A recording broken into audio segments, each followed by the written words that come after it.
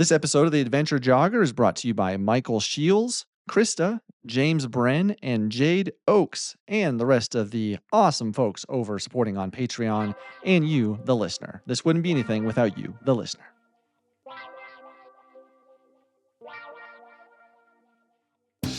The Adventure Jogger, a podcast about trail and ultra running. Meet fascinating runners from the front, middle, and back of the pack, sharing inspiring and funny stories about life and running. Running should be fun, and so should running podcasts. I'm your host, Stephen Kornhaus, and this is the Adventure Jogger. Well, in today's episode of the Adventure Jogger podcast, I have got a guest that you have undoubtedly heard about over the last month specifically, but probably well before that as well. Not only this year has she finished first overall at the Umstead 100 in an amazing 14 hour and 58 time, also finished fourth female at the Hard Rock 100, but she also set the fastest known time on the Appalachian Trail, beating the men and the women overall 40 days, 18 hours, and 5 minutes. So I am very excited to have Tara Dower on the Adventure Jogger. So welcome, Tara. Yeah, thanks for having me. I'm excited to be here. Yeah, I know, like we said before we recorded, it's probably your 50th time telling these stories, but I'm excited to hear them again. And for anyone that doesn't know, Tara does also have a YouTube channel, and she's been recounting like each day on her YouTube channel, basically. So definitely go check out Tara Treks on YouTube, and it's pretty cool to kind of see that recounting of the days. I like it. Yeah, it's been fun to, some days I didn't record it. Well, I recorded maybe like one video, and then other days I recorded a lot. And I know, like, from my experience of I vlog races, my 100-mile races. I know from that experience of vlogging 100-mile races that, like, the best moments are the ones that I get on camera, at least, are the ones where I'm like crying or like having a really difficult time, or having a time about it. It's just fun to, like, look back at Right. those videos, like, the times that it's not as, entertaining, things are going well, like, usually that isn't the best content. So I think, like, I'm about to post a video in, I think it's day 7, 8, or day 9. I have a really epic crying video that I'm gonna Oh, post here nice. soon. Yeah, it was a hard day, so that's coming Oh, soon. man. Okay, well, I'll be definitely pay attention for that. I'm curious, since you have a YouTube channel, you filmed a lot, were there any other, like, film crews possibly filming and doing, like, a documentary on something of this magnitude? Nope.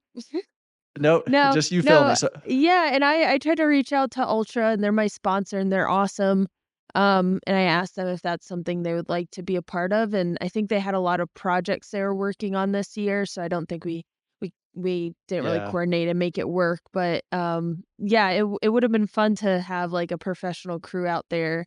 But I also think, like, depending on the crew, I think, like, it's fun to have that. A lot of people enjoy seeing it from my point of view. I think it's been fun to, like, share that with people.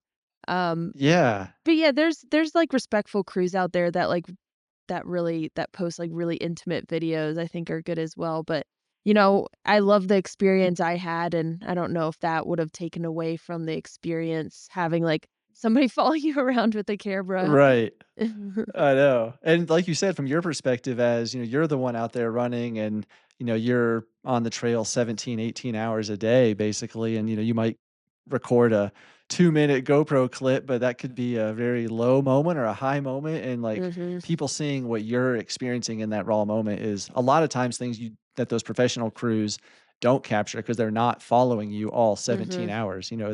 They get crew spots and a couple miles down the trail maybe, but that's about it. So I think it's a Yeah. cool perspective, and I've definitely enjoyed watching it. Yeah. Yeah, I'm glad you enjoyed watching it. It's been fun to post them, and I get a lot of funny comments from people. And I post everything. I have, like, a couple of videos where I'm very frank about what's going on in that certain day. Like, on day 3, it was, I mean, everyone experiences it, but I had, like, pretty bad GI distress, and it was Yeah. constant throughout that day 3. I'm just very frank with people, like, "This is what's going on, and it stinks right now, but we're just working through it." And that's just, like, the reality of these things. It was Right. far from perfect. The FKT was, like, far from perfect, so it's just how it is. Well, before we get too into the actual FKT, I'm really curious because, I've run ultra marathons, I've crewed ultra marathons, and I know what's entailed in the logistics of planning something only 100 miles. And now you're talking almost 2,200 miles. So I can only imagine the logistics involved. So I kind of wanted to hear, how did you prepare for this from that side of, I mean, I'm assuming you did all the work, or maybe Rascal did a lot of the prep work as well, but yeah, to kinda tell me how the logistics and preparation for something like this happened.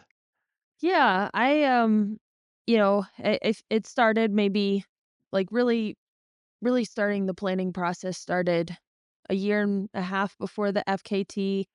Maybe, like, 2 Wow. years, like, I had the idea, the genesis of the idea after the Bet MacKay Trail, but, for,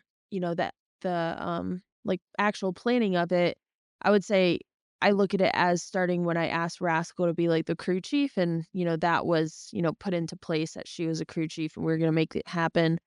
So the planning process for it started with asking around, asking friends and family. I knew that I wanted Rascal to be the crew chief, and I knew I wanted my mom to be there the entire time.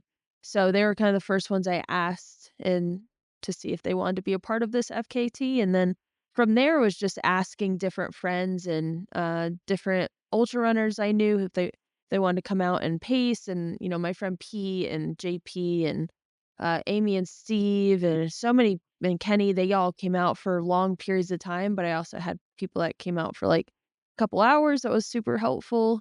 And then from there, once I, like, started, gaining a really solid crew, it was just, like looked like asking, like, the mentors that I had and, like, those people who have been on these, FKTs and who have been on the Appalachian Trail for a long time, like Warren Doyle and Iceman and Carl Meltzer, asking their Right. opinions about different mileage because I wanted to plan out the first 10 days completely. And to do that, I mean, I didn't really know what my pace would be like in those areas, so I really had to rely on them for that advice. Because last time I was there was during my through hike, and, I don't really remember a lot about those areas, and it was towards the end of my through hike, so it was different, going southbound instead of Yeah. northbound. And then, from there, I just got a lot of advice from people. I got a lot of stats. I have this trail Bible. That's what Rascal calls it. It's all of these documents, Oh, just nice. talking about, schedules for the day, what I want like a normal day to look like, Sobo, it's like daily mileage for Sobo FK, the Sobo overall FKT, the overall FKT, and then like the women's FKT. So it was different like records that I was like trying to compare. And so it was a lot. It was a lot of work to create that trail Bible. There was a point about 4 months before the FKT that I, asked Rascal, Kenny, and my mom if they could, like, help me, uh, construct this complete and construct this FKT Bible because, um, it was posing to be really difficult to do in the midst of hard rock training and hard rock planning as well. So, about I can only 4 months imagine, out, they yeah. started helping with that. So by the time we got to the start on Mount Katahdin, I had prepared the crew the best I could, and my job was over in that sense, and all I had to do at this point was run, and their job was to be the bosses, and I was the race car. Well, I mean, something that's, what is it, 2,190 miles takes most people 5, 6 months to through hike. There's a lot of logistics involved in planning that. But when you're doing something going for a speed record, and obviously you are a professional runner for ultra. So I'm assuming, did ultra obviously hook you up with what, 30 pairs of shoes? I mean, how many pairs of shoes did you go through on this? Yeah, so they've been really great in supporting FKTs this year, but just supporting their athletes in general. So I am thankful for all the support I got from them, but they provided really I could ask for any shoe and they would hand it over. So we had to do that during the FKT because I found out like what size and what shoe I really wanted to start using. I asked them for like a couple 9.5s, and then I asked them for a majority of 10s, and then 10 and a half size shoe Oh, because I wow, knew okay. my foot would swell at least a half a size, and it has swelled a full size before, and so I just wanted Oh, to be wow. completely prepared. So for the FKT, I think they sent, like, 10 shoes, 10 or 10 to 12 shoes, and then during the FKT, we had them send and we actually received it was hard with, like, the transit and with, the mail, but we actually Right. received around on the trail, received about, I think it was about 5 or 6 shoes from them. Okay, so you're looking it's probably in a minimum of about 15 pairs, but maybe even close to 20 pairs of shoes over the Yeah. whole thing. And Wow. I didn't use all of them, like, the 10 and a halfs I never got into, and I actually gave those to, a friend at a certain point because I didn't need them anymore, and I want them to be put to good use. Yeah, So I never got into the 10 and a halfs, but I kinda settled into 10s for the most part. okay. Yeah. Yeah, and then, I guess at any point, did you have to do, like, shoe surgery? I've seen people that have done this before where they're literally, like, cutting the front of the shoe off because they didn't prepare to have that larger size. Yeah. They needed more room, but it sounds like you prepared for that. Yeah, well, with the temps, I did my pinky toe was swelling more than I anticipated, and the 10s were a great size. It was just the pinky and the temp was kind of like, swelling a little bit too much, so I had to cut a hole in the side of it just to let it breathe a little bit, and then I actually decimated my toe on this root that was sticking out, and it kind of, like, drilled a hole through my pinky toe in New Oh York, gosh. so, I stopped cutting holes in them and thought, like, maybe it's best to just protect the toe instead of Uh, digging holes into 'em. oh my goodness, yeah. Well, what about, the logistics as far as your nutrition, that you were gonna eat? Because I mean, obviously, I think you mentioned at some point you were eating, like, was it 7,000 calories-ish per day, or was it more than that? I don't know out there, like, I was asking my crew to feed me, like what was it? I forget what it was. I mean, it had to be, like, 10. I think I asked them to feed me 10, but Wow. They don't remember. Like, I've asked Rascal, and she doesn't have an idea. I could probably ask Amy, who was there helping with nutrition. But as far as logistics go, like, I wish Rascal or I wish, like, Amy or my mom was on the podcast because I have a very, like, limited view into what, like, the logistics look like actually being on the trail. Yeah, Like, I just have a view of, like, the running side, and that's why I view this as, like, a team endeavor because, right. like, I had this very different experience than they had. Their experience was a lot more involved. Mine was just like, get on trail every day and run and sometimes run into an issue and ask them to help and they problem solve it for me. Right. Not like negating what I did out there, but I definitely think they have like this really cool insight into the FKT that I don't have. But as far as like before I get on the trail, I did want them to feed me like it was like it was like a high amount of calories, but I think they settled on like 7 to 8,000. And I wanted to get about 7 protein shakes a day, and that was, like, advice from, sorry, Carl Meltzer. He used the same product, Ultragen by First Endurance, and Oh, yeah. he took in about, 360 calories, every crew stop with those protein shakes, and I don't really know how many, grams of proteins in that, but it was really substantial, and he actually didn't lose any weight during his FKT, Oh, wow. and so I relied a lot on him for that advice. I also just wanted to eat a lot of, like, whole foods. I wanted to eat, I wanted them to kinda construct these, like, whole foods. I wanted to get, like, a more balanced diet out there because I have experience in FKTs before, Right. long ones where I've struggled a lot with my nutrition. It was my downfall in the end of the FKT. So I knew I wanted to eat like a lot of really good nutrition. Oh goodness gracious, nutrition. Got You that guys trail know what? brain still. Oh my gosh, yeah, I do, and it's 3 o'clock Yeah. here too, and I'm like, whoa. It's at 3 o'clock. That's why I got coffee in this cup right now. Right, But I know. I essentially just wanted foods that are gonna be better for me in the long run. and I wanted a general idea of, like, what I asked for from them was about 500 calories for breakfast, about 300 calories an hour on the trail, in addition, having those, like, 6, 7 protein drinks at cruise stops, and then having a dinner that was about 1,500 calories. So I don't know if we, like, got that every time, but I had an amazing crew. I had Amy and Steve who had a camper van, and they could make pretty much anything in their van, and they had Oh, that's great. excellent foods. They made me wraps, or Amy made me a lot of wraps, and then Fresh Grounds, he's a popular trail angel on the Appalachian Trail. He came out and made some really good foods, really calorie dense, and, so did my friend Flipper. So, like, they kind of, like, took that job and ran with it, and I just I mean, I say this in every single podcast, I lost autonomy. My job out there was just to run and eat. They would hand me Right. foods and I would eat it. There was no ifs, ands, or buts. Like, obviously, sometimes didn't wanna eat something, but it was like that wasn't my job. Their job was to feed me, and I was there to eat and run, and they're doing their job excellently, and I had to do my job, which was Yeah. just do what they said and run. Yeah.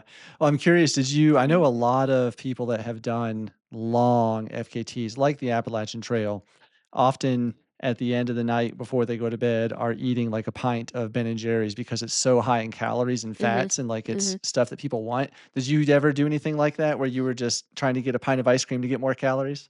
Yeah, I never ate a pint. That that might wake me up in the middle of the night and cause more GI distress, but I did when we were at the van, I used my money from Run Rabbit when I won it, in '23. I used that money to, do a couple things, pay off some debts and whatnot, but also buy an incredible, Dometic fridge and freezer, Oh, and nice. that was, like, crucial to the FKT. It kept foods cool and it freezed I mean, it was a freezer, so I could have ice cream out there. And so, yeah, I would oftentimes eat not pints of ice cream, but, a couple bites of ice cream or, like, an ice Yeah. cream sandwich, so dense, and I think anyone who does an FKT, I know it's expensive, but if you're able to, I think those Dometic freezers and fridges, like, even if you just throw it in your car is, like, so crucial. Yeah, definitely. Yeah. To be able to have that with you, it's you can have the foods you want is, yeah, crucial. I saw, I think it was in your, like maybe the day before you started video you put on YouTube, where one thing I thought was really cool, and you mentioned how you were like the driver and they were the pit crew. Mhm. One thing I really liked in that video was you did like a full on like dress rehearsal coming into an aid station. Like you Yeah. ran in and they like did everything. Like that's just Mhm. that kind of preparation is really cool to see and it had to have been helpful for the crew. Yeah, yeah, it was silly doing that in that park, but we all felt a little dumb and a little silly, but, like, it is helpful. It's why not just try to prepare as much as possible? And in that video, we're just like you said, doing that dress rehearsal before the big dance. Yeah. Well, like in the army, they always say train like you fight. So you got to prepare like you're going to be out there doing it. So you were ready. Yeah, yeah. Well, then 0 day or day 1, I guess, you had to hike in to Katahdin, so you woke up super early, had to actually hike in before you could start your actual, FKT attempt. So how long of a hike was it from where you all camped that night before to the actual summit of Katahdin? Yeah, I think we camped at Katahdin Streams Campground, and we went up a ball. Yeah, we went up a ball trail, and I think it was like 4-ish miles up to Katahdin. Okay. So you had Yeah. 4 miles on your legs already before you even started the start of the Yeah, run. and, typically in these things, like, if I have that kind of hike up, or if I'm just, like, in a race and I didn't sleep too well, or I didn't fuel as well, or if there's something that didn't quite go the way I want it to go, I try to let that leave my brain as soon as I get to the start line, and it's like, you never know what will happen, maybe that was a really good warm up to the actual thing, Yeah. or maybe, not sleeping caused me to think a little more about my strategy or something, so I kinda try to view it in whatever best case scenario as possible. I try to just view it as a good thing. And, Yeah. yeah, so I did have 4 miles, and it was 4 uphill miles, but luckily, like, we could take our time, like, me and Rascal just, like, leisurely hiked up this mountain and took our time and kind of talked about life, which was really nice and made it, like, really casual and easy going. Yeah, nice. So then you start for the FKT and you have day 1. Was day 1 just like you had imagined, everything went perfectly and you were all filled with excitement for day 1, or, how did it roll out for you?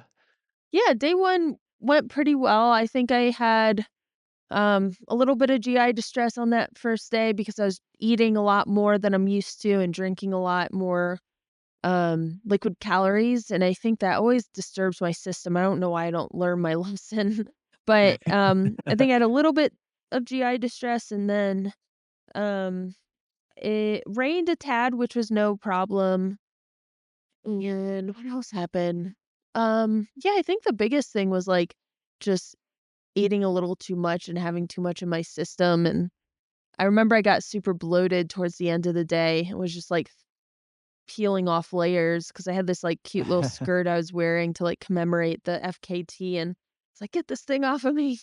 Just wearing, like, my underwear running down the trail. I looked insane, and not like this I never talk about, so you're getting some interesting Nice, stuff. nice. But, I wear, like, these, boy shorts when I'm wearing, like, skirts like that, so it wasn't anything like anything, like, Right. scandalous, but I'm, like, running down the trail, I'm, like, taking all my clothes off, I'm, like, so bloated. That's too funny. So I'm assuming, are the clothes you typically wear, like, are they, like, ultra clothes, or do you have a special kind of, like, underwear, like, Runderwear, Exoskin, or, like, what's your preferred brand? Yeah, for clothing, out there, I wanted to, like, not bring a lot of clothing because the van was holding my stuff, Rascal stuff. My mom had the Durango, and she was able to put her stuff in that, but in the van, we also had all the things for the FKT, all of the shoes, and so I wanted to pack really lightly, so I just brought, like, 4 to 5 shirts, and it varied from, like, my Ultra race shirt that I always wear, and then I had, like, a Patagonia Capilene, I had a John G shirt and a sun shirt, a Patagonia sun shirt, and then for shorts, like, I usually just wear something that's, like, comfy. Like, I had 2 pairs of, like, Amazon shorts that just work really well, like, I just Yeah. they're cheap on Amazon and, oftentimes in Hey, if these they work. races yeah, they work really well. 2 pairs of compression shorts, an OR short that we had to get halfway through because we were running out of laundry and I didn't Uh, so, like, I didn't pack a lot of clothes and we were running out at a certain point, Right. and we couldn't wash them. Yeah, so I had, like, different, like, flowy shorts or I had, like, a pair of REI shorts or Amazon. And then for Okay. socks, I did use, Injinji. I used Injinji pretty much the Okay. entire time except for, like, one day where, my toes are in really bad shape and they're just, like, really achy and I couldn't get my toes in the actual toe part. So I Oh, had to yeah. use, like and that never really happened often, but I was like, "Ah, I just gotta throw on a pair of socks and get out there," and then, um, typically, I wasn't wearing a gosh, the first I really don't care if people know this, honestly, I'm an open book with everything, like, it doesn't bother me, but, the first day I was wearing those, like, boy shorts for, like with that skirt, but then after that, like, I just didn't wear underwear at all. Yeah. Yeah, Yeah, well, I mean, I a lot was of shorts I was free. nowadays are meant for that. Oh, Yeah, yeah. a lot of Well, shorts yeah. are meant to not, yeah. Yeah, I had, they have, like, liners in them, so Right. I don't know. Yeah, hey, that's shoot, whenever I run, I typically am the same way unless it's like Mhm. if I'm running like 100, I'm usually wearing like some kind of compression shorts for the Oh, long yeah. haul in case I gotta take them off and put some pants on or something, it makes it Mhm. easier for Yeah. sure, but Yeah. so day 1, you're going down the trail, pulling off the clothes because 'cause you're, yeah, bloating, getting Bloated. hot, you said, kinda stuff, yeah. So you get into that night, like, what did a typical day look like for you? You started at approximately what time every morning, and when were you trying to finish every day? Yeah, I would wake up at 3 every single day. There was only 2 times that we woke up at 3:30 and got going by 4. So all, the 38 other days we were waking up at 3 a.m. and the whole crew would wake up and my mom would come out of the Durango. She slept in the Durango. Me and Rascal slept in the van together. And Rascal would start feeding me breakfast, and I would start slapping Luco tape on my feet and trying to prepare them best I could for in preparation for this FKT Yeah. or for like the day ahead of me because I had a lot of blisters and sores. And this is a painful part, like putting on the Luco tape and then putting on my socks and putting on the shoes. It's just your feet are just so achy and sore. Yeah. And so I'd be on the trail by 3:30 after doing some leg swings and some light warm-ups, and, like, I would love to listen to a podcast. I listened to a podcast that Rascal did with somebody else, but, they have such a cooler insight, and they have a cooler experience than I did. I was on the beautiful Appalachian Trail for 17 and a half Right. hours in a day, but there's only so many stories you have from that experience, like, they had new experiences all day. They're driving all over the Appalachian Mountains and driving through these obscure towns. But I would meet them Yeah. about 6 times a day on average. I would meet them 6 times a day. Either I was with a pacer or I was by myself. But, if I was by myself, they would refill my pack with food and water, or if I was with the pacer, they would refill their pack with food and water and get back on the trail, take in those protein shakes at those crew stops and what other food item they had. They always had some sort of meal there for me, so I would start on the trail. I would like from the cruise stop, I would start walking, and we had like somebody called a walker with me, so they were always the person that would come back to camp. So for about Oh, okay. three quarters of a mile to like a mile, I would be eating and drinking this protein shake. And that's kind of the routine we got into. And so once I was done with that food item, in whatever container or like the protein shake, I would give it to them and they would walk back to camp or back to the crew area. And so I'd meet them about 6 times a day, and I would, try to be done with the day anywhere from, like, 8:30. 8:30 was really good. Anywhere from 8:30 to, like, 10:30. The latest I got in was, like, Oh, wow. 11:30, I think, and that was some of the last days, and then the earliest I ever got into was on the first day at 7:30. That never happened ever again. I was always coming in after 8:30 was a excellent. I remember thinking like, "Wow, I'm gonna get so much sleep. I'm gonna be so rested if I get in at 8:30." Uh, and didn't happen often. I usually was in by like 9 typically.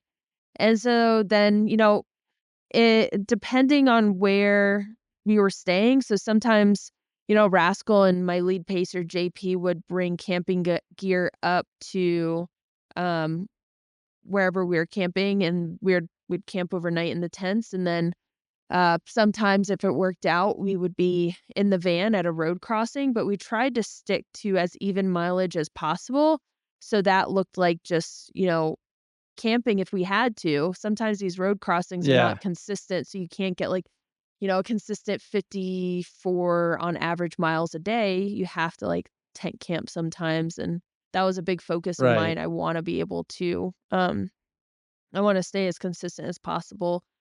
So, yeah, I'd get into camp or I'd get to the van and, you know, JP was usually the one who was cleaning and washing and, um, preparing my feet for the next day. And then Rascal would be feeding me, and then I would crawl into whatever sleeping arrangement I had and fall asleep instantly.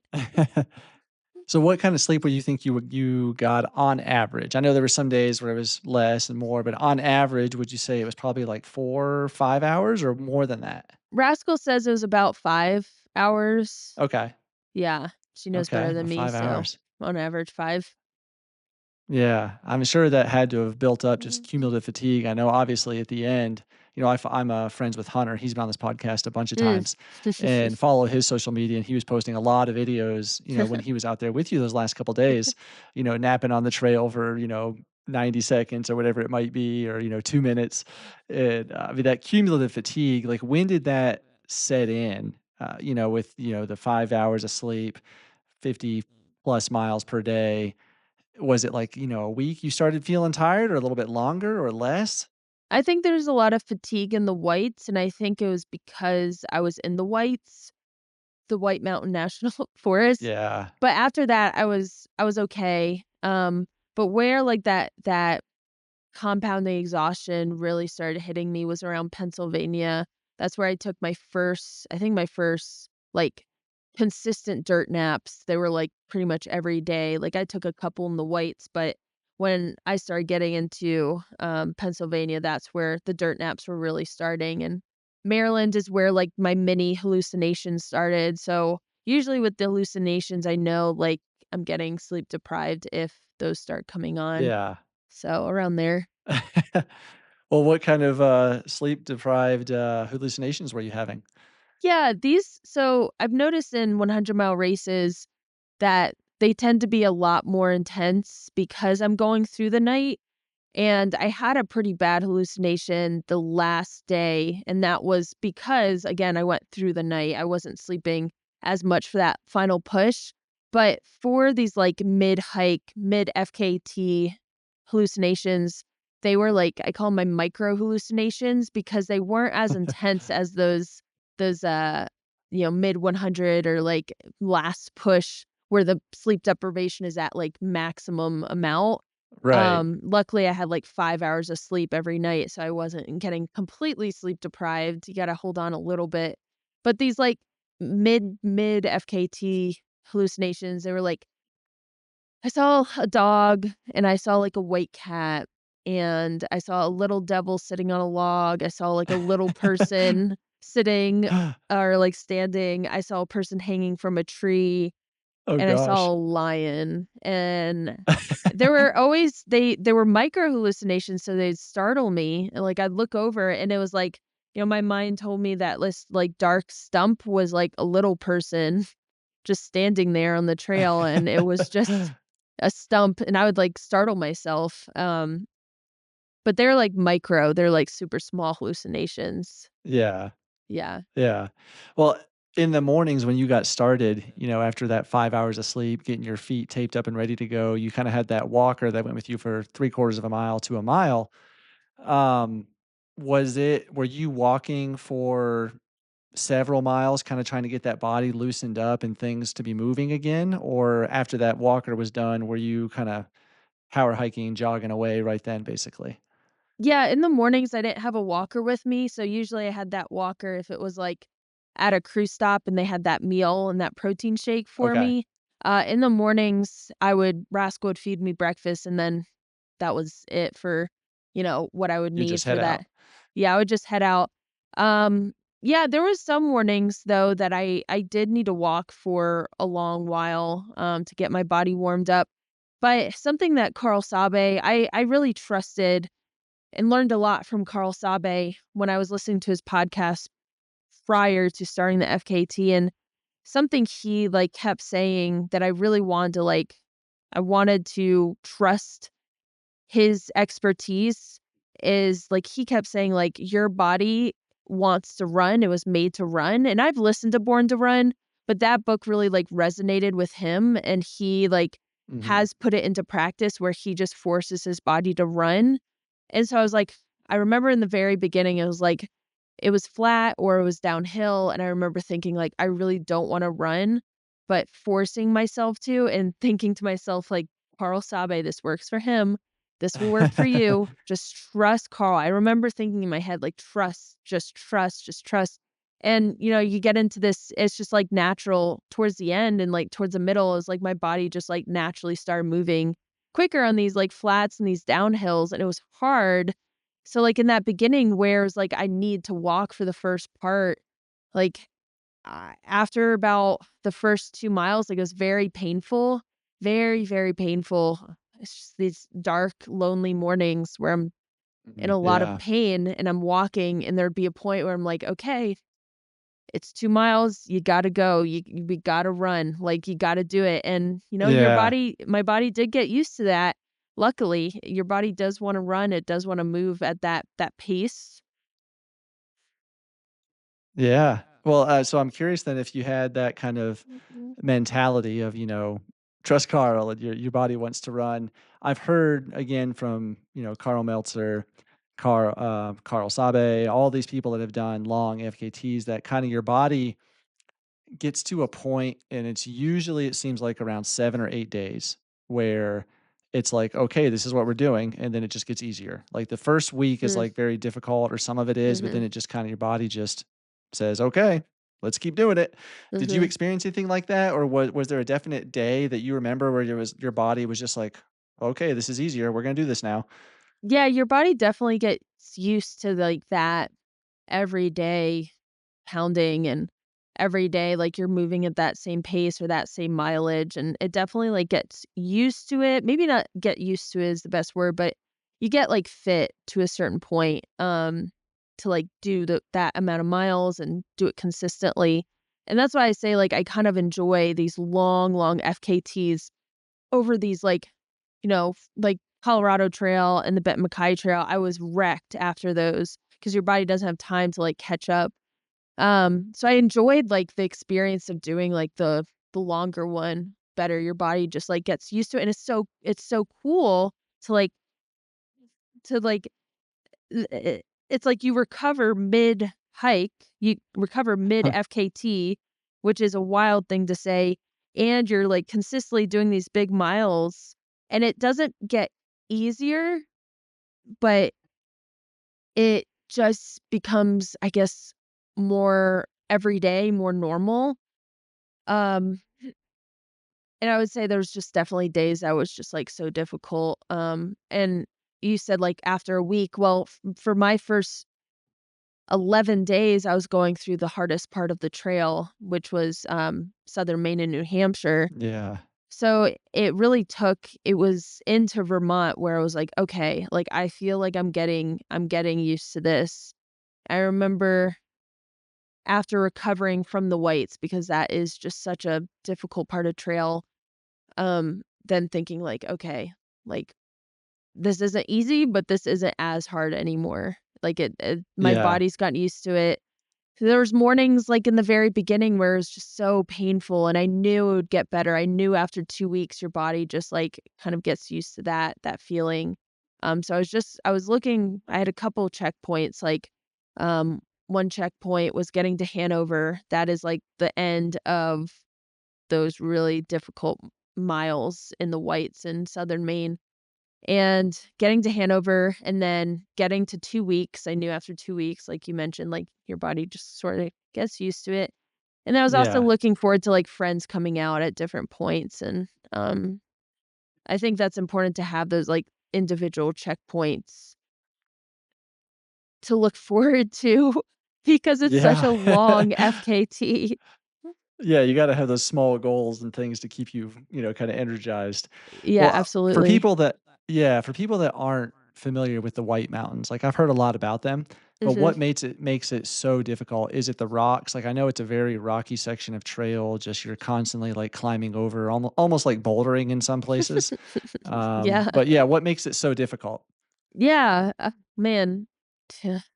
I wish I wish I would kind of, like, sit down and try to, like, workshop, like, a two-sentence spiel on the White Mountains, because people ask me this every time on podcasts, like, "What was the hardest point of the trail?" And I've talked about this in several podcasts, and I've never quite gotten it right, and I never feel like I depict them correctly, but I'll try my best right now.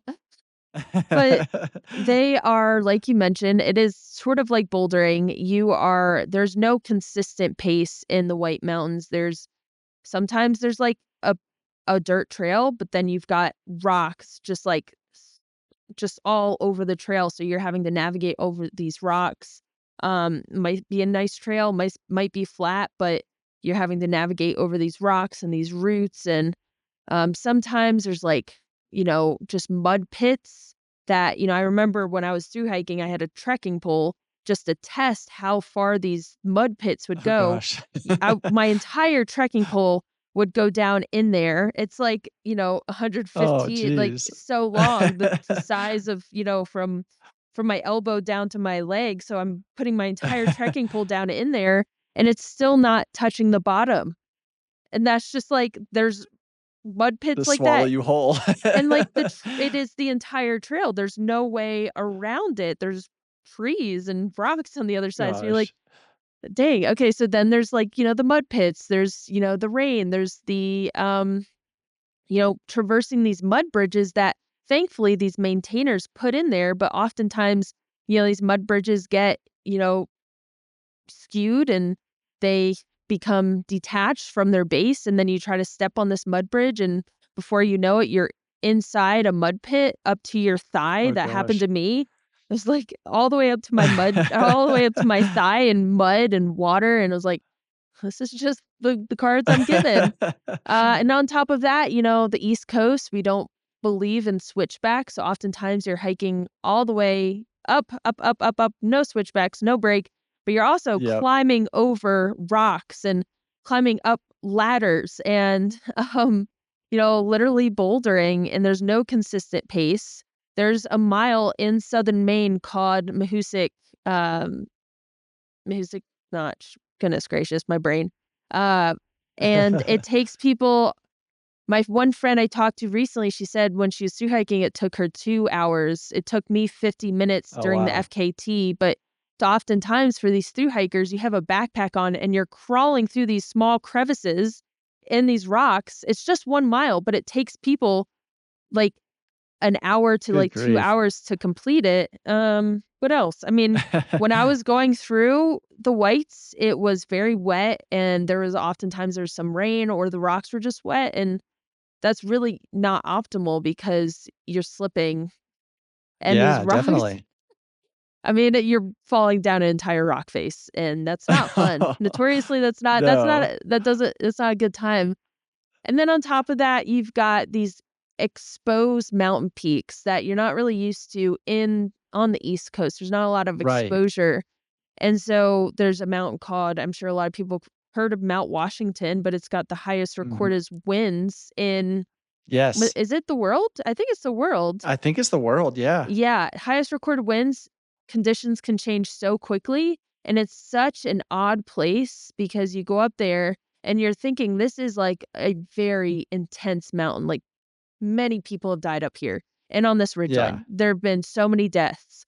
But then you look around and it's like tourists all around you because there's a cog train, there's Oh, wow. a roadway that people can drive all the way up, and, obviously, there's a hiking path, but there's, like, all these tourists all over the place. I was like, "This is such a weird this is so weird." So you got this really epic mountain, and, about 2 days after I went over that peak, a old man, he took the cog train up and was gonna hike down, and conditions changed really quickly, and he died up there.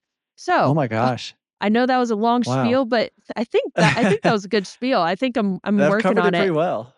They're Yeah, that hard, they're definitely. difficult, they're rugged, they're brutal, they're beautiful. It's beautiful, and I wanna go back and just, like, hike them regularly without, like, being in the midst of a through hike or in the midst of an Right. FKT, and I wanna just experience the White Mountains because there's just incredible, incredible mountains, but they're also nothing to take lightly.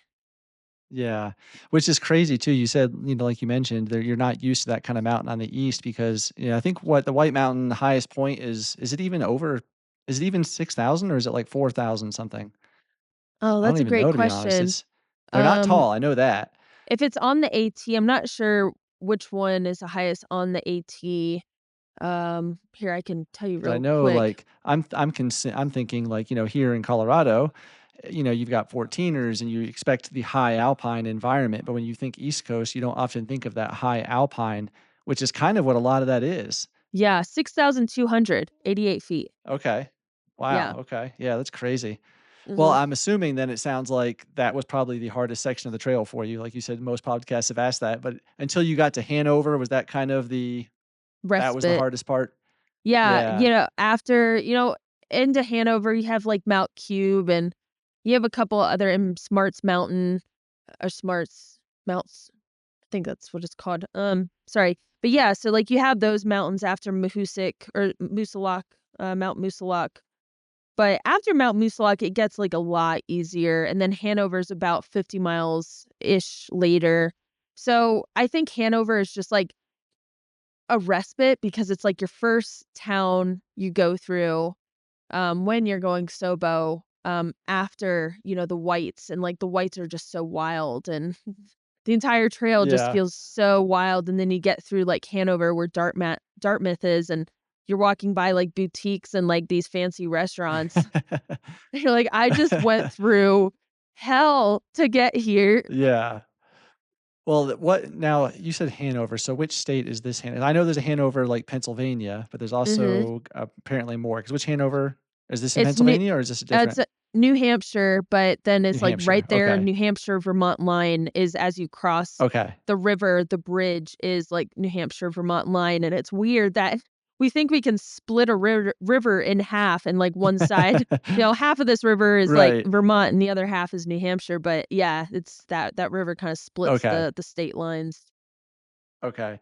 Well, then once you got through all of that, and so now you're kind of into that Vermont area, um, we don't wanna go day by day, that's way too long, but let's break it up into state, like, how was Vermont for you then?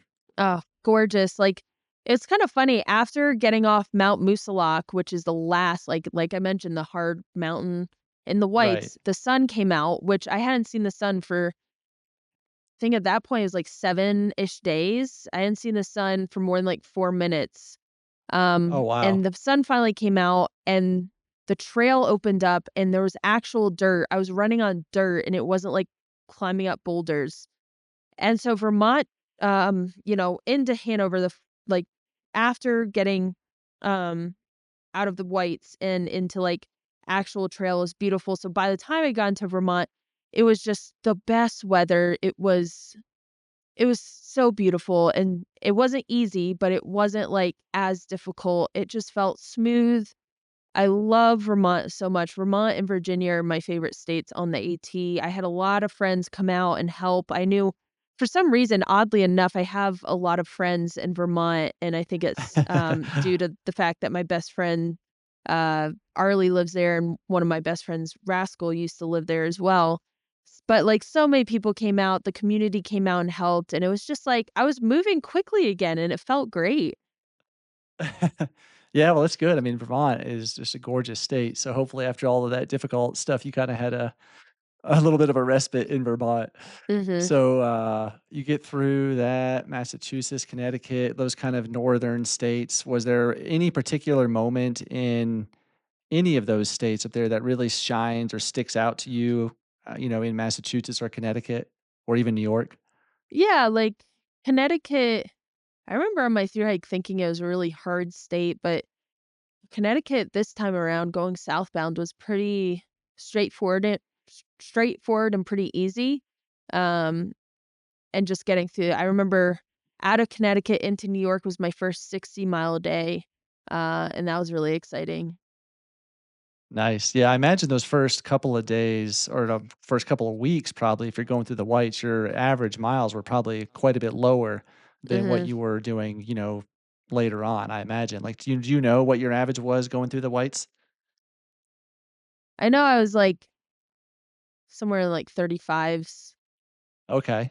Yeah. Yeah, So, wow. So yeah, then I you mean, it's definitely were just doing you can't move quick in the whites, at No. least I can't, especially when the rocks are wet. So by the time I was on actual trail, I was able to move a lot quicker. Yeah.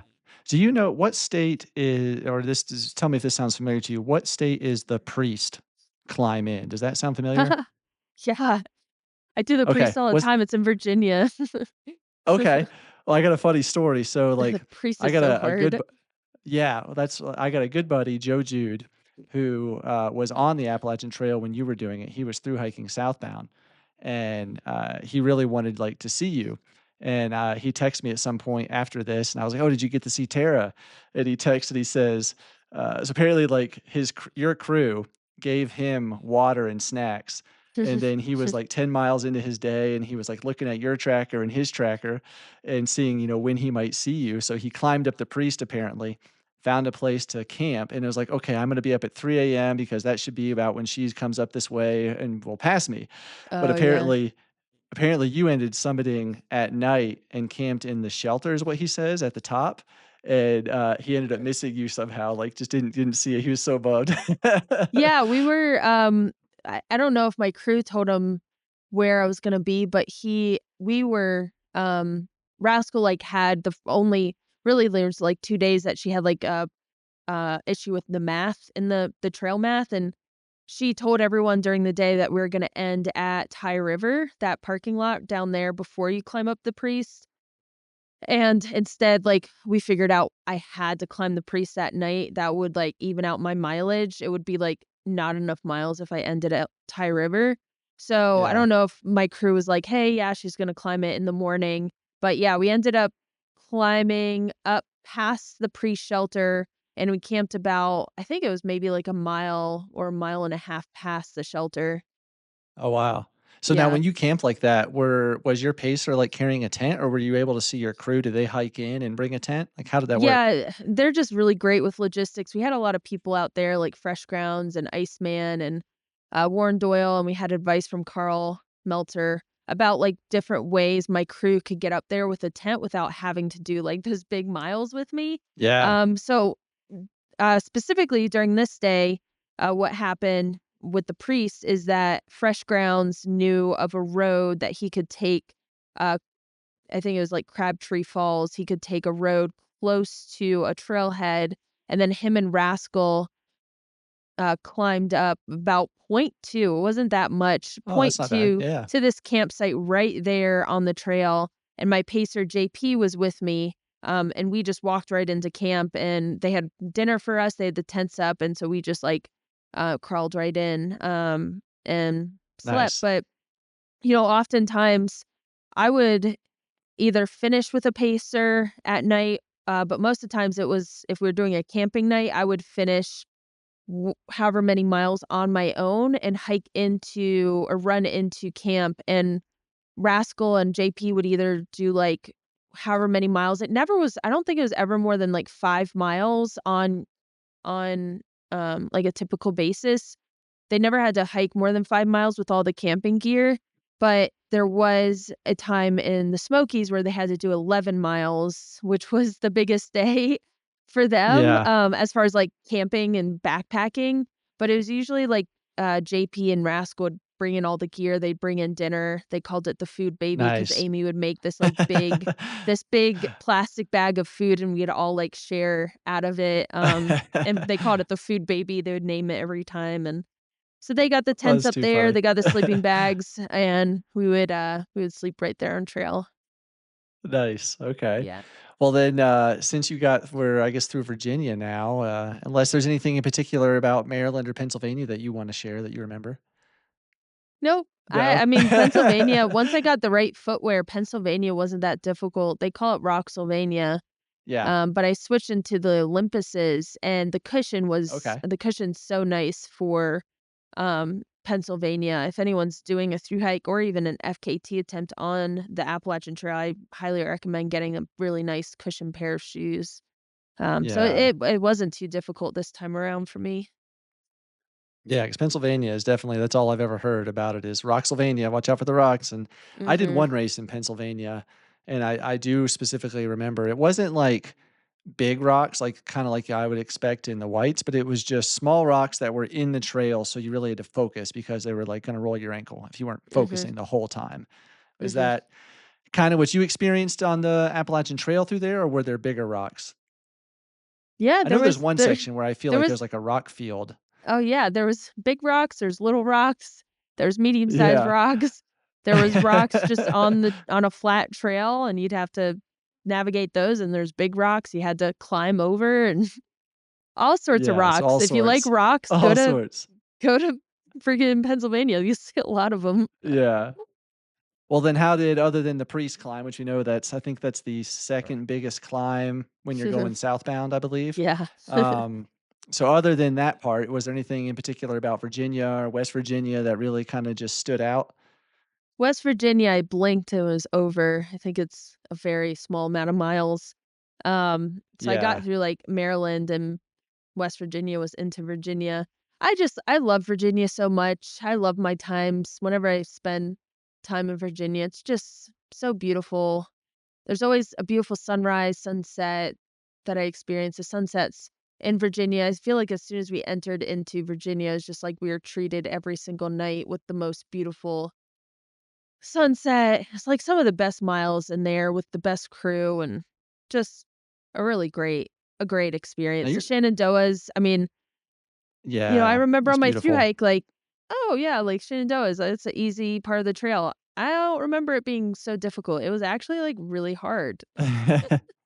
It was really Yeah. hard, It's but like, beautiful, though. oh, so beautiful. And we had the best weather. I mean, the entire trail, except for 2 mornings, and besides from Southern Maine and New Hampshire, where it was really bad, we had the best weather and just the best time. I am so thankful. Yeah, I was curious about that, if you got stuck in any of the heavy rainstorms or anything, and because I know that can be brutal on the trail. Mhm. Yeah. Yeah, Yeah, I it sounds can. like you got E lucky. Oh, yeah, in the whites, like I mentioned already, I was like there was I think it was like 7 days where I was wet, cold, and I hadn't seen the sun, for more than 4 minutes, but it was like for 7 Oh days, gosh. that's how it was, and I was miserable, and Rascal mentions how, like, I was a shell of a person during that time. I just disassociated at the end of the I whites. I bet. mean, it was hard, and I think I was, Yeah, due for a little good weather. yeah. And then you got to North Carolina, you mentioned in the Smokies, they had to hike into one area, but the Mhm, Smokies section of the Appalachian Trail is one of my favorite sections of trail. The SCAR, mhm, Smoky Challenge Adventure Run, is mhm. just beautiful. It's rugged. So I'm imagining if they had to hike in 11 miles, I'm imagining, was that somewhere after Klingman's Dome, like heading down towards Fontana? Yeah, exactly. Yeah, so I think they started at, Klingman's. They did start at Klingman's, and they hiked down about 11 miles. What mountain is that? I forget, but there is in between, like, 2, like, mountains. They were Yes. kind of, like, in Yeah. this low part. Um, and, yeah, it was JP and Rascal, and Hunter was following me with a pack on, with all of his gear, and, like, he was falling behind at a certain point, but I think he was just, like, messing around with his phone, and I got, like, nervous that he was gonna, I was gonna like, beat him to camp, so I, like, took a bunch of my stuff from him. I was like, "I need some food in case you, like, get behind." And he was like, "I'm Yeah. okay, like, I can follow you." But, yeah, so me and Hunter did those 11 miles. He had done 30, like, in that day as well, like, going up from, Davenport to, Newfound, and then I did Yeah. whatever is it 6? I think it's 6 to Klingman's, and so Kenny Yeah, did from that, and then Newfound, right. Hunter did 11 to camp with me, and yeah, he's a trooper. Yeah. Hunter is such a positive guy, and oftentimes, Yes. Hunter, he's a excellent pacer. He knows what to do with sleep deprivation. He knows these trails Yeah. extremely well. He is so positive. And then at certain points during the FKT, he was so positive. I was like, "Okay, why can't you just be angry? I'm upset. I'm tired. Just say a cuss word or something. Do something besides be so positive." It's like sharing my misery with me. Yes, please. Tell me this is hard, because Oh, this that's is really funny. hard. I could totally see that with Hunter because, yeah, he's probably one of the most, like, positive, upbeat guys, Oh and my that's gosh. hilarious. It's like, Oh, "Goodness gracious, Hunter. Give me something." yeah. Right. And then so you get through the Smokies, you go into Tennessee and Georgia. Tennessee sections, not bad, I mean, obviously you got over 2,000 miles in your legs at this point though, so I'm sure it feels a lot more difficult. But anything in Tennessee that was just, really sticks out in your mind as a pivotal moment or something you really remember? Well, I 'Cause I was loved very late into your stuff though. I think it was it Chi is Chihuahua in no, I don't no, Chihuahua's not in No, that's Tennessee. Georgia, I think, isn't it? Or is No, it's not Georgia, I think it's North Carolina, 'cause, Okay. it's before it's NOC, it's before the NOC, so I'm pretty sure it's North That'd be North Carolina. Carolina then. Yeah, Yeah. I okay. mean, Chihuahua was, like, beautiful, and then, Yeah, I had a lot of great pacers, and that's kind of the point where, you know, around that time, like, after getting past the NOC, that was the start of the big push. So, So that was like what, 130 miles roughly? yeah, the big push Is that what? started around, like, 129 miles out Okay. from the end. Yeah, and that was, Okay. you know, gosh, I look back and I'm, like, in misery, but it was also just, like, that's what I like. I like looking back, like, that was hard, but I like to do these difficult things. It's just like I don't know what it is. There's somebody out there who explains, like, that type 2 fun, but I look back Yeah. and I have fond memories of it, and it was so Yeah, hard, and I definitely. cried a lot. There's 5 miles that I cried the entire time. There's Oh my points where gosh. Hunter was feeding me, literally hand feeding me food as I was walking. So it was a very, like, a difficult time, but I look back and I'm like, "Wow, that was, like, so cool." Yeah, and now you know, like, you can do that and do even harder things now. You can go do something else and draw on that and that experience, and yeah, there's definitely a I don't know how to explain it either. A something in the suffering is just amazing to Yeah. experience and go through. Yeah, it is. It's something, Right? like, meaningful in a way that we remember it with, like, that amount of fondness. Right.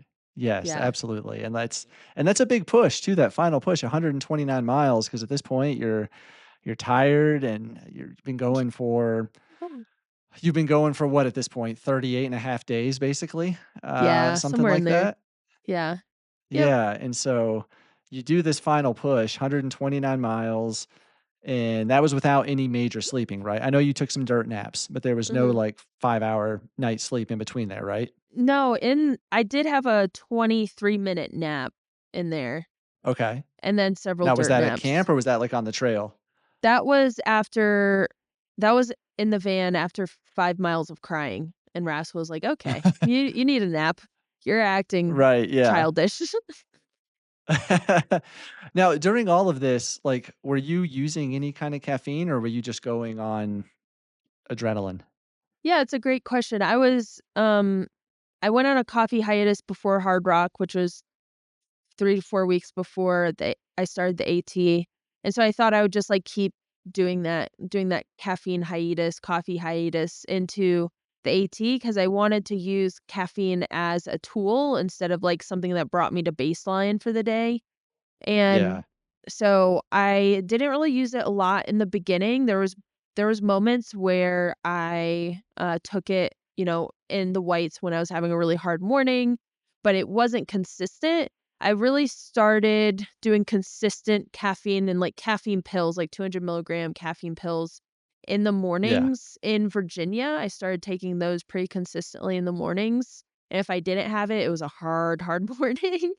yeah. Um But, then my coach, Megan, we started implementing a caffeine strategy, and that was for, like, the last push, which was, like, every 4 hours, take a caffeine pill, and then at the very Oh, end, wow. it was, like, really rough at the end there, and, like, JP, who's, like, an ultra runner, who's like, "Tara, this is, like, the last push, and you can kind of, like, do whatever you want. If you need 2 caffeine pills, just take it. Like, you're not gonna die. Oh my We'll gosh. we'll monitor it. So, like, do whatever you need to do." So that last 12 hours, I was just, like, downing caffeine pills. I can imagine. I mean, that's yeah, wow. So you get through Georgia. You're, Mhm, on that last, I don't know what couple miles into Springer Mountain there to the plaque to finish. I mean, was that just kind of I know you were hurting because you mentioned this was very painful, this push, you were crying mhm, a lot and just, mhm. surviving on caffeine, but was there a moment in those last, couple miles where you were just like, was it a celebration or was it still like just, I'm just in pain and I'm suffering, I'm grinding and not really focusing on anything else? Yeah, I was panicking a little bit the last, like, 8 miles. I was at JP and Rascal, and I was sort of panicky almost for the last, like, little bit, and Um, um, it kind of hit me about a mile in or a mile from the end where I was able to, like, release a lot of those emotions. I was sort of floating a lot during this period of time. I mean, I'm, like, the most sleep deprived I've ever been, and so, like, a lot of people ask me, like, once I got to the very end, like, "How was I feeling? What was that like?" And it honestly was like, I did it. I knew I was gonna do it about 3 miles before the end. I never let myself, like, believe that I was gonna get the record until, like, 3 miles before the end, just because, like, you're very familiar with anything could happen in a race, like, it's not Yeah, over till it's over, absolutely. so you can't let yourself, like, believe it's gonna Right. happen. Um, so, I mean, you're very familiar with that being a ultra marathoner. So I didn't really allow myself to believe it, and so when I got to the end, like, when I got 3 miles out, I was like, "Okay," like, I mean, I could crawl to the end if I needed to. I had 13.5 hours, Yeah. so I, like, finished, and it was just, like, it was surreal, and it's, like, kinda unbelievable, and I just thought, like, yeah, that's what happens when everyone does their job, when you have a really good team, and, when I look at my performance, I'm like, it's hard to just look at my own performance in this FKT because without my crew, it wouldn't have been possible.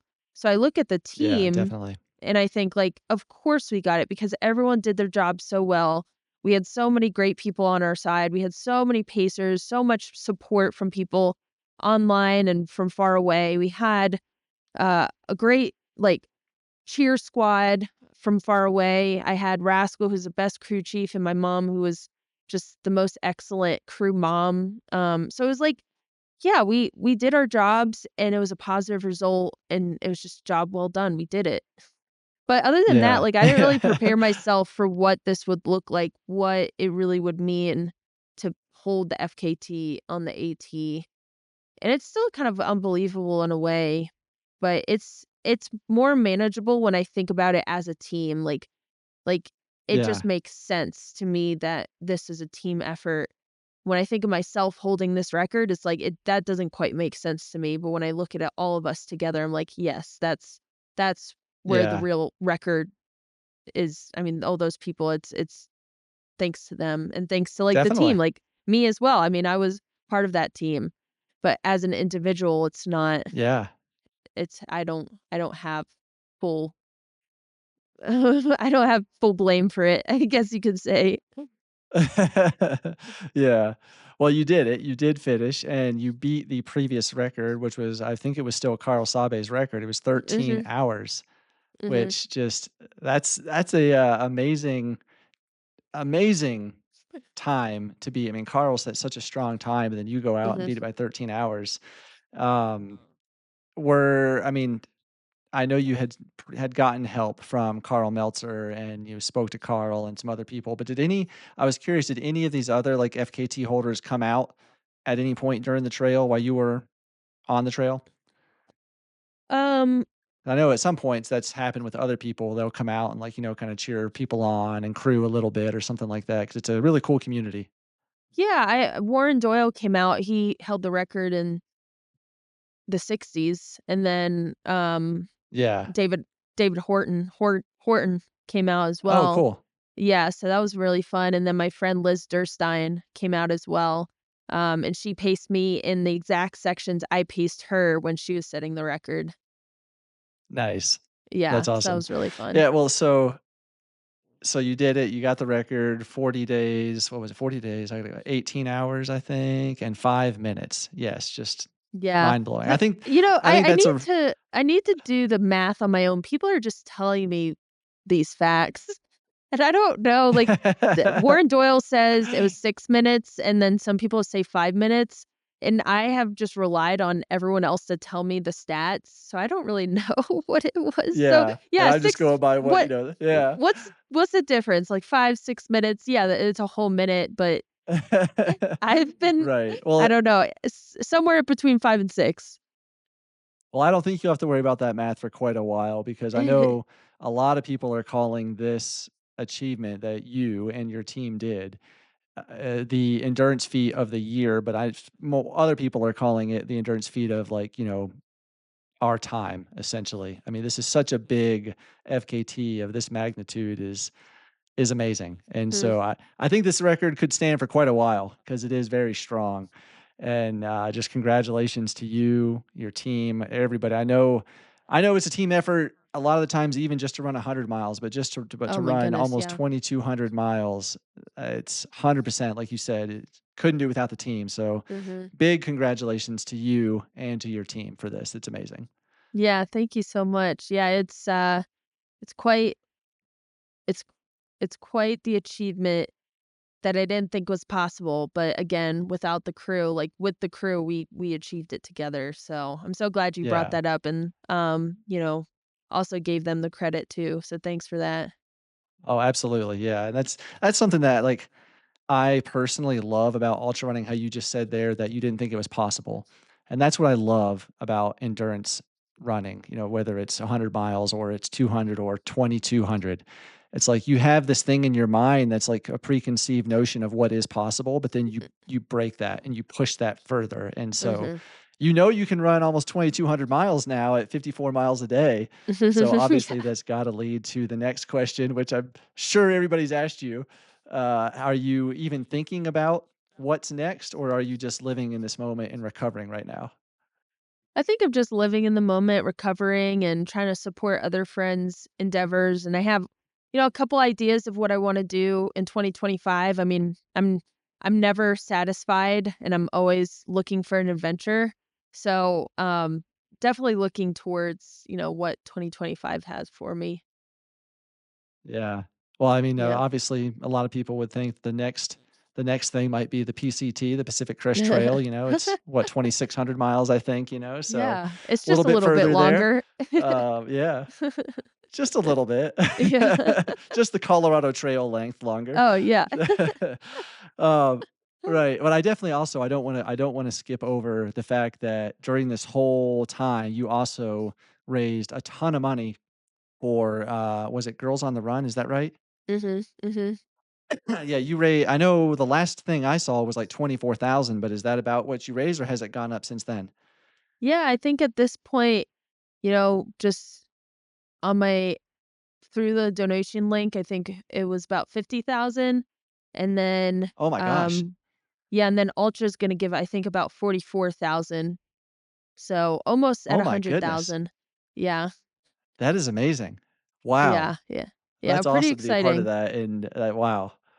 Yeah, Yeah. seriously, that's amazing. Wow. Yeah, I definitely wanna ask too, I know we're getting a little long here, but I got, definitely just 2 more questions that I can think of for sure. But first is over this entire FKT, did you experience any, like, pretty significant injuries that you had to just kinda push through? I know there's people that have had, like, different tendinitis, ankle rolls, knee problems. What did you experience? No significant injuries, nothing that was, like that stayed around for longer than a couple hours. Like, I had circulating injuries, but the feeling of pain would go away and it would come back, but it was never like a reoccurring, like, consistent injury that I had out there. The injury of the brain, I Wow. was always That's tired and foggy and didn't know why I was, why Yeah. I'm the way I am, but nothing Well, injury bodily injuries. that's great. That speaks to your fitness for sure. But what about you mentioned the brain fog? How long? I mean, obviously, you're probably still dealing with some of that, maybe. But how long did it take for you to like not wake up at 3 a.m. and think like, "Oh my gosh, I got to get up and get moving"? Oh, no. I mean, pretty much there was, like, a couple days in there after the FKT that I woke up pretty early and was just, like, sitting up, but yeah, I had no problem sleeping after the FKT. Oh, nice. Yeah. That's good. I've heard. Yeah. So, what's your trail name, or is Terra Treks your trail name?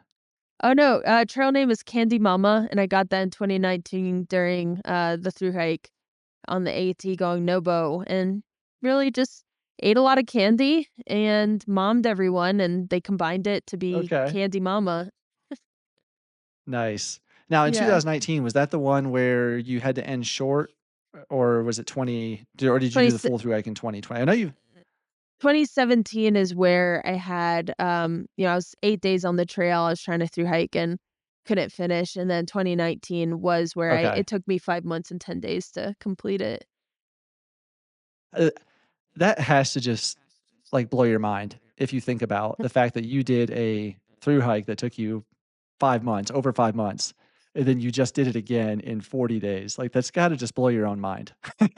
Yeah, I mean, I was pretty tired on that through hike too, and I mean, that was my like, one of the first, like, endurance efforts that I had done, and, I don't know how many miles we did on average, but, it felt plenty hard. Yeah. Yeah, but I was also carrying, like I started out the trail with 40 pounds, didn't, like, have the Oh, best wow. gear. Yeah, and then got down to, like, 30 when like, pretty consistently got to, like, 30. 40, I think that was with food too, so it wasn't my base weight. But 30, Yeah. we got to 30. But yeah, that's a lot of weight to carry. I'm not saying like what I did on the Heck yeah. FKT was easy, but like it's definitely easier to traverse these mountains and, the whites, especially when you don't have a pack on your back. Yeah. Now, speaking of weight, I don't wanna ask your weight, but you mentioned Carl Meltzer said that he did it without losing weight. Were you able to sustain your weight or maintain it, or did you lose weight on the trail? Yeah, I think I lost like a maybe like 5, anywhere from like 5 to maybe, like, 7 pounds, not a lot. I mean, That's not I bad at all. asked yeah, I asked my pacers who had come in who knew me before the trail, and I asked them, like, how I looked, like, did I look too skinny? Did I look, like, unhealthy? Because I was really worried about that, and, um, they they always mentioned how, like, maybe I lost some weight in my face and, in my body, but it looked like I was also, like, muscular. It didn't look like I was Yeah. sickly, which is good. Well that's it sounds like your crew did a fantastic job then getting you those calories 'cause to only lose 5 to 7 pounds over 2,200 miles. That's a pretty darn amazing feat in itself. Yeah. Yeah, I owe that a lot to the crew, but also Carl was great in his advice. I'm glad I did those protein shakes. I would have never thought of that. Yeah, yeah. And Well, taking him that last thing I'll much ask too. Like yeah, seriously, getting all that protein, I that's would think like, oh, like 1 at night, but he was encouraging me to do it every single crew stop, so I'm glad I took that advice. yeah. Yeah, that's amazing. Well, maybe that's a secret for somebody else in the future. Mhm. Yeah. Speaking of the future, what one piece of advice would you give to someone looking to do their first long endurance effort, like more than a 100-mile race, something in that 300 plus range? Yeah, I've said this on a couple podcasts. I think it's so important. Like, don't be afraid to set like a really large goal because you don't. I feel like our brains, our minds, like what we perceive our what we perceive that we can do isn't like super accurate, and you won't know until you try. So I encourage people to like go out there and make a really big goal. Even if you don't think you can do it, at least you're going out there and you're attempting and you're seeing what's possible. Don't let oftentimes like my brain and my perception of things, it's completely off. And also, like, your body and your mind tries to play tricks on you inside the FKT as well. And it says, like, oh, you're injured. Like, Yeah. there's all this preservation that it's trying to do. And that's not correct either. You really don't know what's possible if you don't like try your hardest, if you don't go out there, have this huge goal to go for. So I encourage people to just make that really big goal and go for it. Yeah. And don't give back or don't hold back. Just go for it, and also don't be afraid to fail. Like, if your worry is like, "Oh, I'm gonna make this big goal, and what if I fail?" Like, that's so valuable in its own way, like, failing something. I have had a lot of failures, and that has taught me a lot about myself. And it's a journey in the end, like, it sounds so cliche, all these things I'm saying is so cliche, but, I've No. people say them for a reason, but life's a journey, and you want to be like that multi-dimensional person and learn more about yourself and your motivations. And I think the way we do that, a great way we do that is through failure. So Yeah. don't be afraid to fail. You can always go back. You can always try again. So those are my two pieces of advice. Don't be afraid to fail. Make a big Yeah. goal and go for it. Well, that's great advice because there can be so much learned through failure, like you said. So that's, yeah, great advice. So, Mhm.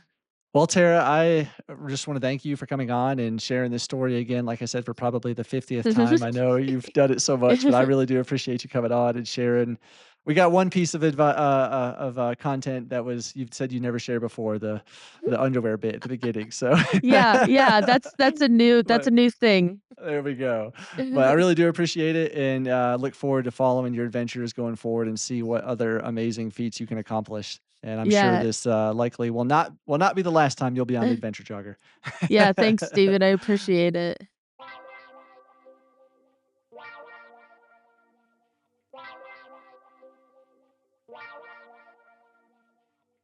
If you enjoyed this episode of The Adventure Jogger, please consider joining our Patreon and be sure to follow us on Instagram, YouTube, Facebook, and TikTok for more content like this. Without your continued support, we would not be able to produce this type of content. So thank you so much to everyone that has listened, followed along, subscribed, liked, commented, you name it, donated on Patreon. Thank you.